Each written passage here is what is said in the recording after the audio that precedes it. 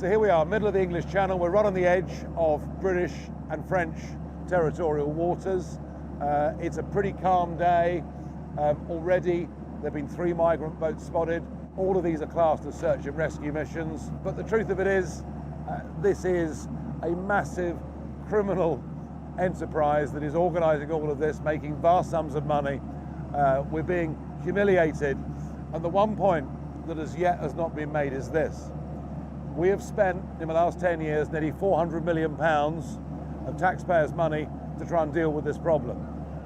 At least 50 million of it has been spent in France, spent giving money to French forces, building fencing, all the rest of it, and they are supposed to stop these boats crossing into British waters.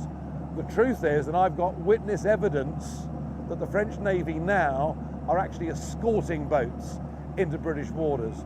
Whether we'll get a shot of that today or not, I don't know, but we're out here, it's happening. What is truly incredible, here you've got the shipping lanes. I mean, these little dinghies going through the lanes. I'm absolutely amazed there's not been a collision and a very serious loss of life. There will be before too long. So we're in the middle of the shipping lanes. Mercifully, it's not foggy. We know there is a rib carrying 10 people on it. They've been spotted wearing life jackets. We're now hunting for it. So we've seen it, we've seen the rib.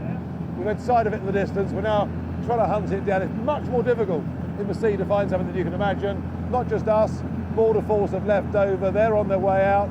A spotter plane's in the air as well. So, I mean, you can see the sheer resources that the British state is having to put in to police this. I have no idea what it's costing, but it's a lot.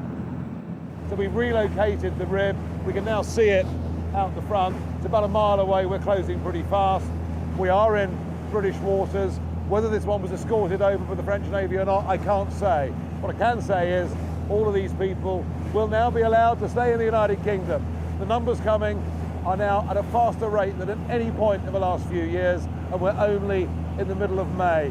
If we don't do anything about this, it will be many, many thousands of people this year. And you'll notice 80% of them are young men coming in from all over the world. No doubt they think England is the land of milk and honey.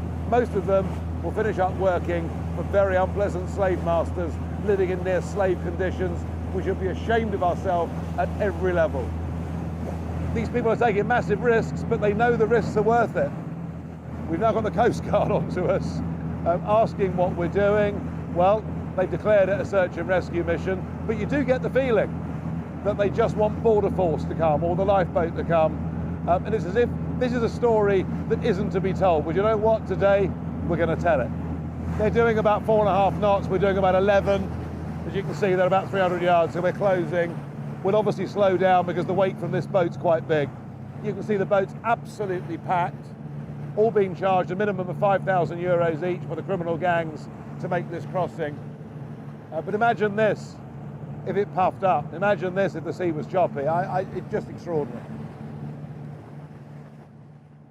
We could put them under tow, but there's no point because we know that Border Force Speedwell is the vessel is on its way from Dover, so we will just kind of keep guard here.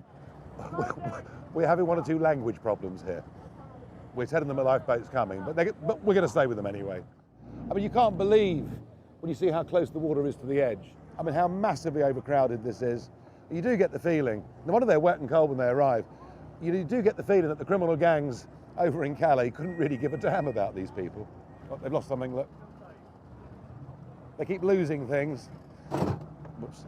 They lost a pump earlier, that's a life jacket they've lost. You know, they have told us there were 22 of them. We've offered them water, we've offered them food, they don't want anything. Look out, they've lost something else now. That's the petrol can gone. This is Dover Lifeboat. They've had a very busy morning. There were some vessels picked up earlier on. Obviously, we've seen the spotter planes. We found this vessel first. We've obviously told Lifeboat exactly where we are, given our position. They followed in on that. So they are now coming in to continue the rescue. And they will, in a minute, we'll watch them all being taken on board. And you know, I know a lot of people that work on the lifeboats. I've spoken to a few people that work for Border Force.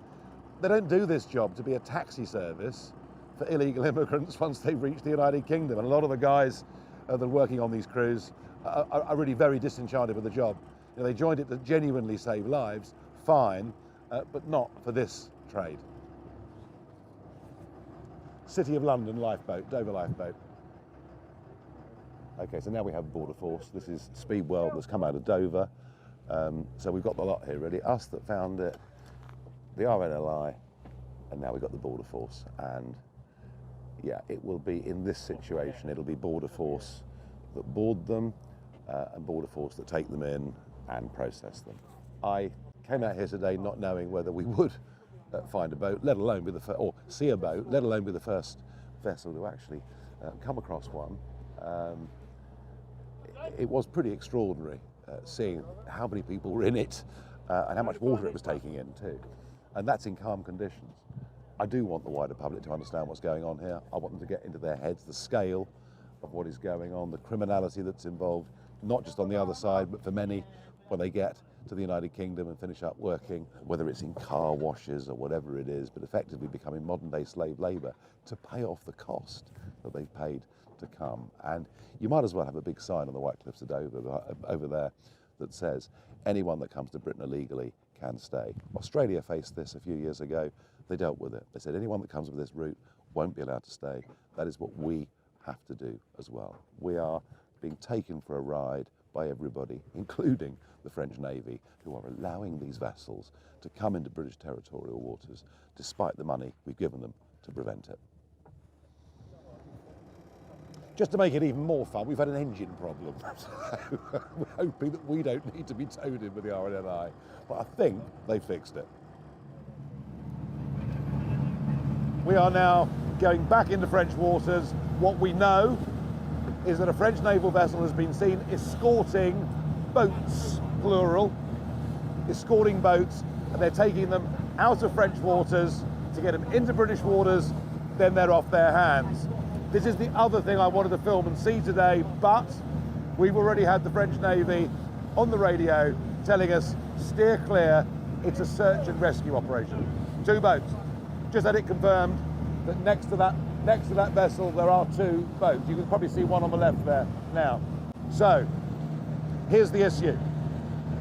Here's the issue.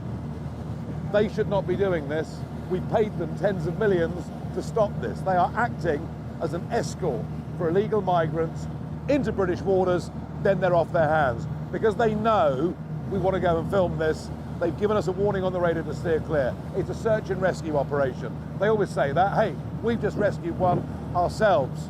They don't want this story told, and if we were to get too close to this, I have no doubt the French Navy would board us, be pretty aggressive, and we'd probably finish up spending the night in Boulogne.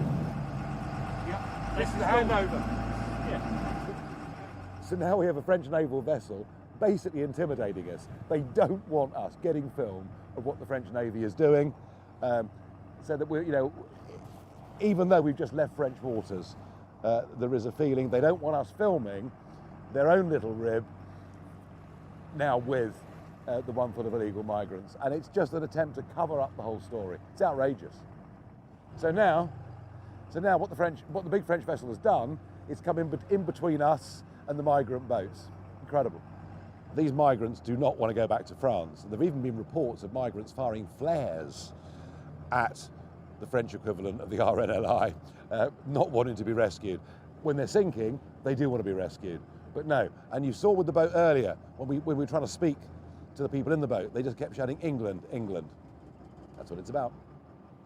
So you're about to witness what is known in the trade as a handover. It's never been proven before. It's never been out as part of a national debate. There you've seen the escorting of the French Navy of the dinghy into British waters. Their smaller boats staying with them for safety. And now, here we see on the horizon, the British Border Force coming to collect the illegal migrants from the French Navy who escorted them into British waters. That is it. It's a complete and utter outrage. We have just been told by UK Coast Guard that they will commandeer this vessel if we film the handover between the French Navy and the British Border Force. So it's not just the French threatening us, it's now, you know, somebody here I'm out with, they're threatening him with his living if we tell the truth about this story. This has got to be out there. Home Secretary, you've got to act. So the big French naval vessel now has gone. They've done their job. They've escorted that little dinghy on the left there into British waters. They've now left their own rib off the big vessel just to make sure they're safe until the handover to the border force. This is an outrage. This story has not been told until today, and it really is important. Wow.